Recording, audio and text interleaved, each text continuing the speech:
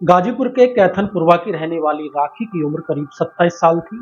उसकी शादी साल 2018 में हथगाम थाना क्षेत्र के नयापुरवा निवासी जितेंद्र के साथ हुई थी। लेकिन शादी के बाद ससुराल में उसका मन नहीं लगता था, इसलिए वो अक्सर अपने मायके में रहती थी। बहादुरपुर गांव में उसकी चचेरी बहन की शादी हुई थी। राखी का उसके यहाँ आना जाना था।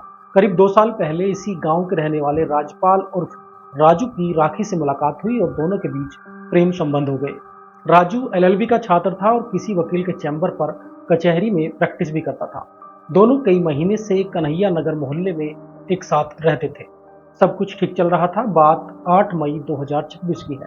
राजू अपने लोकल थाने से करीब 30 किलोमीटर दूर ललोली थाने पहुंचा और वहां मौजूद पुलिसकर्मियों से कहा, मैंने अपनी गर्लफ्रेंड की हत्या कर दी है, इसलिए मैं सरेंडर करना चाहता हूं। उसकी बात सुनते ही थाने में हड़कंप मच गया। बयान दर्ज करने के बाद पुलिस उसे घटनास्थल पर लेकर पहुंची, जहां घर में राखी की लाश पड़ी थी। गला दबाकर उसकी हत्या की गई थी। अब पुलिस ने राजू से हत्या की वजह पूछनी चाही तो फिर एक नई कहानी सामने आई। उसने बताया कि उसका राखी से पिछले 2 साल से प्रेम प्रसंग चल रहा था, लेकिन अब राखी उसे रेप के झूठे मामले में फंसाने की धमकी दे रही थी। राजू के अनुसार धमकी की वजह यह थी कि राखी के कई और लोगों के साथ भी अवैध संबंध थे। इस बात को लेकर के दोनों के बीच अक्सर विवाद होता था। विवाद के दौरान ही राखी उसे रेप के झूठे मुकदमे में फंसाने की धमकी दे रही थी।